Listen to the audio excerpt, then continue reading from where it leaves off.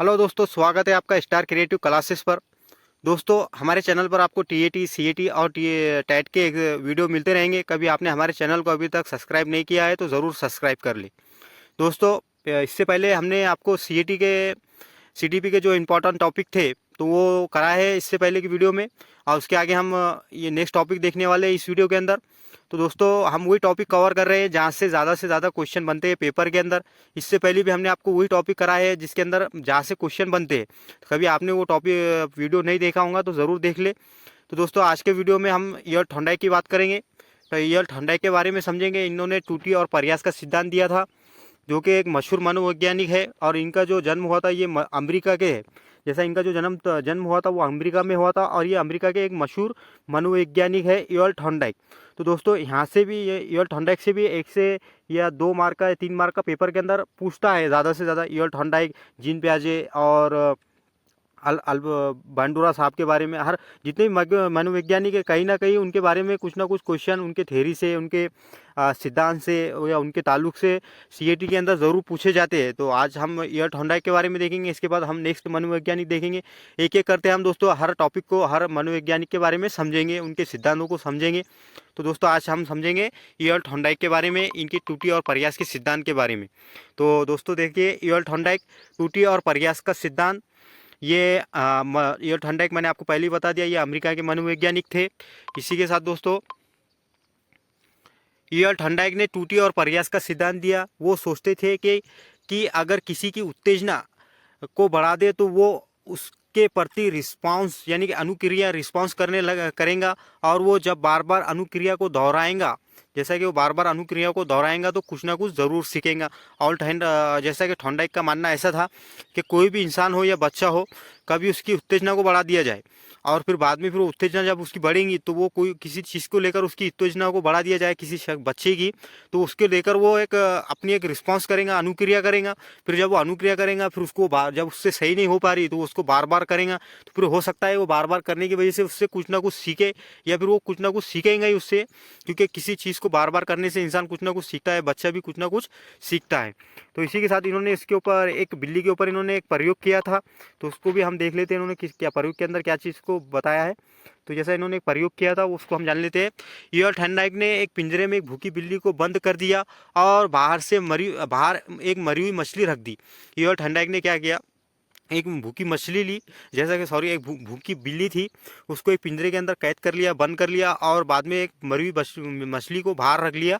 और पिंजरे में एक लीवर लगा लगा होता है, जैसा कि उन्होंने जो पिंजरा बनाया था उसके अंदर एक लीवर लगा होता है जिस पर पैर पड़ने से गेट खुलता है और बिल्ली भूख के मारे छटपटाती है। जैसा कि जब बिल्ली की उत्तेजना बढ़ेगी, भूख लगेगी उसको, तो फिर उसका वो छटपटाती है, इधर उधर घूमती है, और अचानक उसका पैर उस लीवर पर पड़ जाता है। फिर क्या होता है दोस्तों, जो उन्होंने अंदर पिंजरे के अंदर एक लीवर लगाया था गेट खुलने के लिए, अचानक से बिल्ली का पैर उस पर पड़ जाता है और गेट खुल जाता है।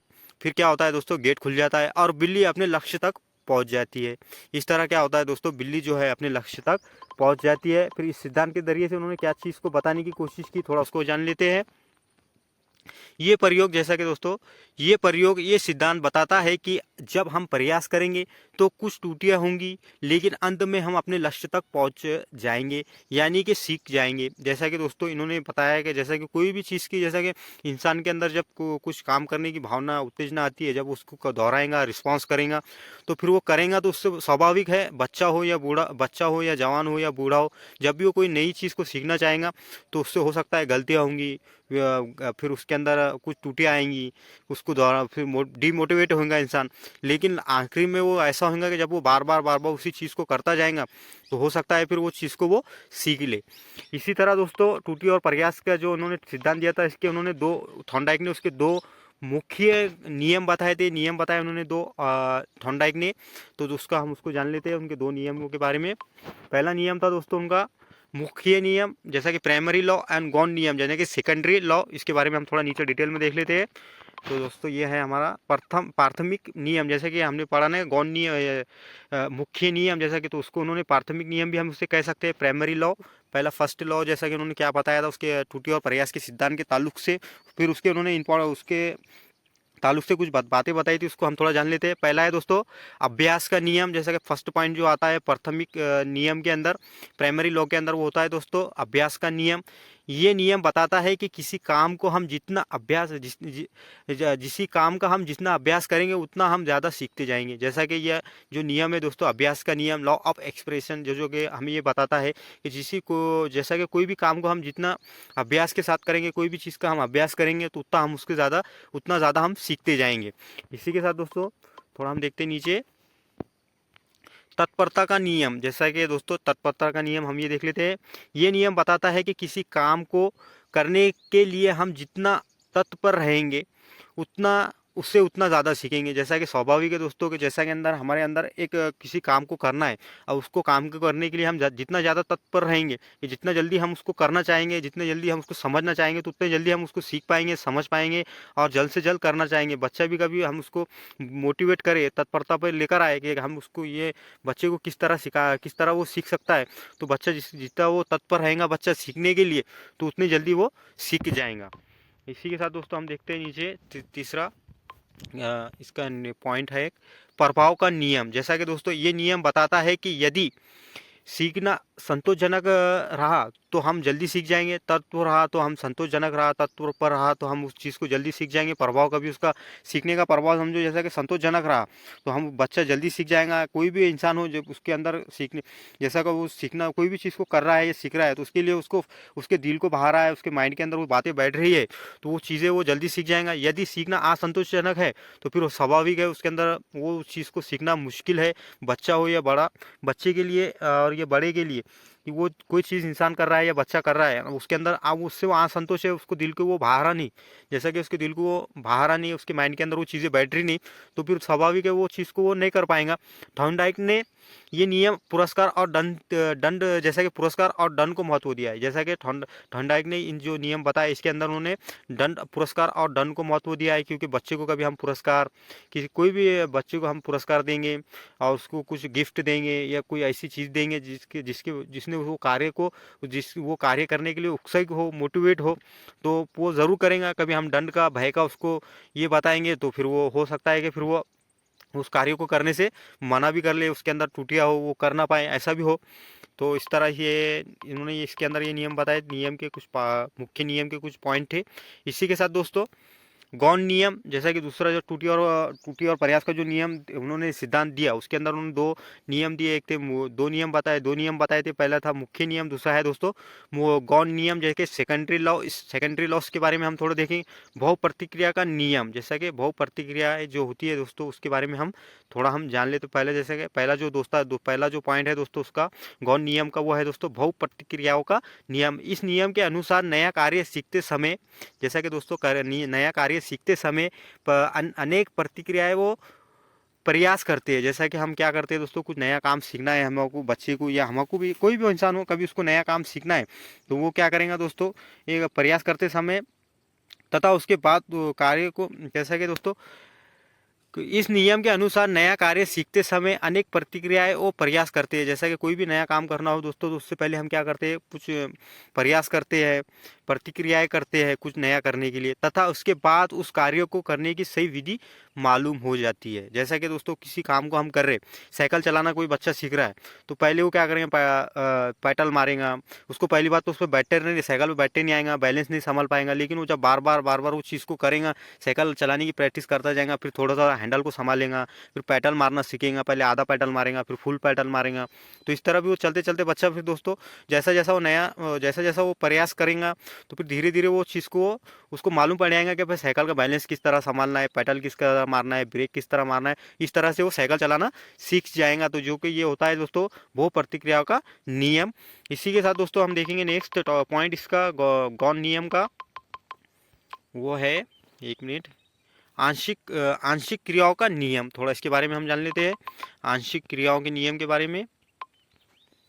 तो दोस्तों इस नियम के अनुसार हम अपने कार्य को छोटे छोटे विभाजित करके करे तो ये अधिक शुद्ध और सरल हो जाता है। जैसा कि दोस्तों इस आंशिक क्रियाओं का नियम जो बताता है दोस्तों, कभी हमको कोई काम करना है या बच्चे से कोई काम कराना है या बच्चा कोई काम करेगा, कभी हम उसको छोटे छोटे भागों में विभाजित कर कर हम उसको काम देते हैं या कोई काम कराते हैं तो वो बड़ी आसानी से करेगा, सरल हो जाएगा, आसान हो जाएगा। और एकदम से हम कोई चीज़ को उसको करने का कह देंगे तो वो मुश्किल है, वो कर नहीं पाएगा, ऐसा हो जाएगा। और कोई भी इंसान हो वो कर नहीं पाएगा, कभी हम टुकड़ों टुकड़ों में उस चीज़ को करने का कहेंगे तो हो सकता है वो बड़ा सरल और आसानी से उस चीज़ को कर ले। इसी के साथ दोस्तों गौण नियम का तीसरा पॉइंट है आत्म करने का नियम। थोड़ा जैसा इसके बारे में हम थोड़ा जान लेते हैं। आत्म करने का नियम, इस नियम के अनुसार हम नवीन नए ज्ञान को अपने पूर्ण ज्ञान के साथ साथ जोड़कर इसे स्थायी बना लेते हैं। जैसा कि दोस्तों हम पुराने ज्ञान को नए ज्ञान के साथ कभी हम उसका पूर्ण मिलाकर कभी उसको हम स्थायी बना लेते हैं तो उसको क्या कहते हैं दोस्तों, आत्म करने का नियम कहते हैं।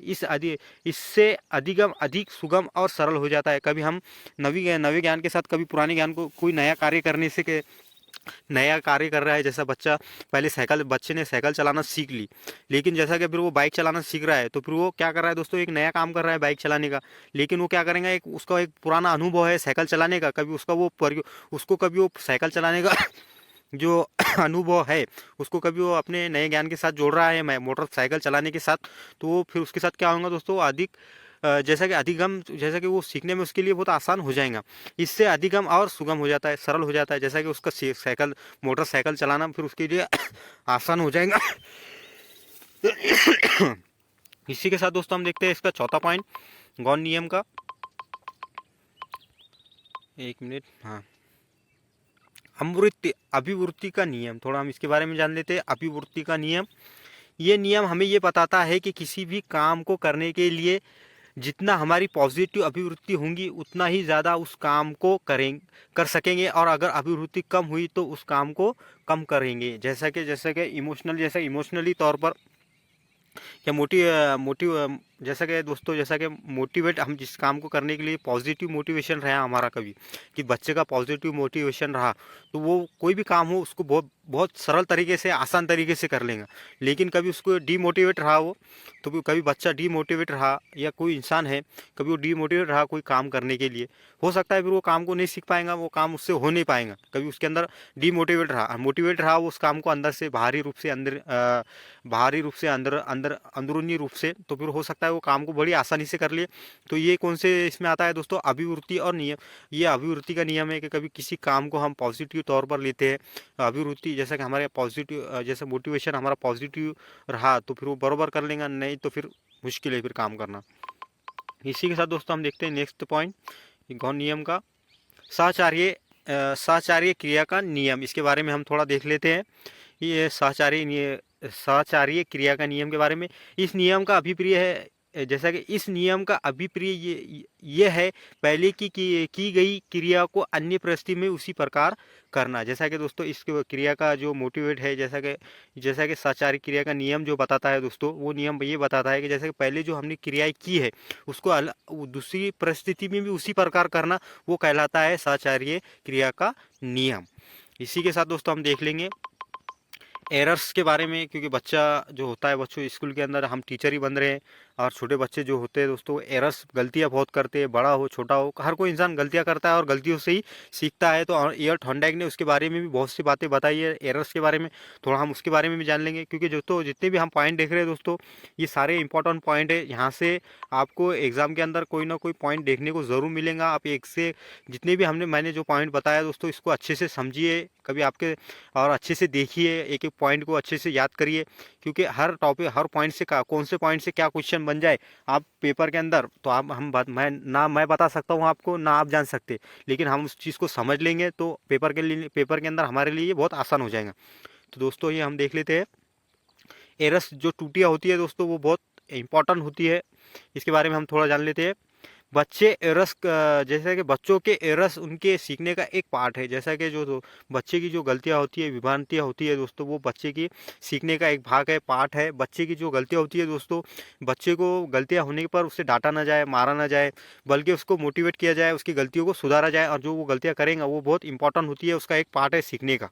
इसी के साथ दोस्तों ये बच्चों की थिंकिंग को समझने का में एक रिसोर्सेज का काम करती है। जैसा कि जैसा जैसा बच्चा टूटिया करेगा तो टीचर के भी समझ में आएगा, पेरेंट्स है तो पेरेंट्स के भी समझ में आ जाएगा कि भाई जो बच्चे की थिंकिंग है, तो उसकी मेंटेलिटी समझ में आ जाती है टूटिया पर, कि बच्चा जितनी ज़्यादा टूटिया करेगा तो हमारे समझ में आ जाता है कि बच्चा कमज़ोर है, वीक है, कौन सी चीज़ कहाँ पर ये समझ नहीं पा रहा, इसकी कमज़ोरी क्या है। तो ये हमारे लिए एक सोर्सेस का काम करती है टूटिया टीचर के लिए। इसी के साथ दोस्तों एक मिनट, तो स्टूडेंट की रस संकेत, जैसा कि इनके संकेत देती है कि उन्हें यांत्रिक अभ्यास की ज़रूरत है। जैसा कि दोस्तों स्टूडेंट की जो गलतियां होती है दोस्तों, वो इंडिकेट करती है कि उसे मैकेनिकल ड्रिकल की एक ज़रूरत है। उसे ज़रूरत है कि उसको सही तरीके से, जैसे कि यांत्रिक तौर पर उससे सही किया जाए। और जो स्टूडेंट की जो गलतियाँ होती है दोस्तों, गलतियों पर स्टूडेंट को डांटा नहीं जाए, ना कि उसको मारा जाए, ना उसको भयभीत किया जाए, बल्कि उसको प्यार से अच्छे से समझाकर, गिफ्ट देकर उसकी गलतियों को समझाया जाए, उसको बिठाकर प्यार से समझाया जाए। जब उसकी गलतियाँ उसके समझ में आ जाएंगी, हो सकता है फिर वो गलतियों को दुरुस्त करे, फिर वो अच्छा स्टूडेंट बन पाए, ब्रिलियंट स्टूडेंट बन पाए। तो इसके लिए टूटिया और जब बच्चा टूटिया और एरर्स करता है तो उसके लिए उसको डिमोटिवेट ना किया जाए। तो दोस्तों इस तरह हमने ईयर्ट हंडाइक का एक सिद्धांत को समझा, टूटी और प्रयास का जो उनका सिद्धांत दिया था उन्होंने, उसको हमने आज समझा। इसके बाद दोस्तों हम अब नेक्स्ट मनोवैज्ञानिक के बारे में भी टॉपिक, जो मनोवैज्ञानिकों ने सिद्धांत दिए वो भी लेकर आएंगे आपको नेक्स्ट वीडियो के अंदर। कभी आपने हमारे चैनल को अभी तक सब्सक्राइब नहीं किया है तो सब्सक्राइब करें, और इस वीडियो कभी आपको पसंद आया है तो ज़्यादा से इसे लाइक करें और ज़्यादा से ज़्यादा लोगों तक शेयर करें। तो मिलते हैं दोस्तों नेक्स्ट वीडियो में। खुदा, चलिए फिर।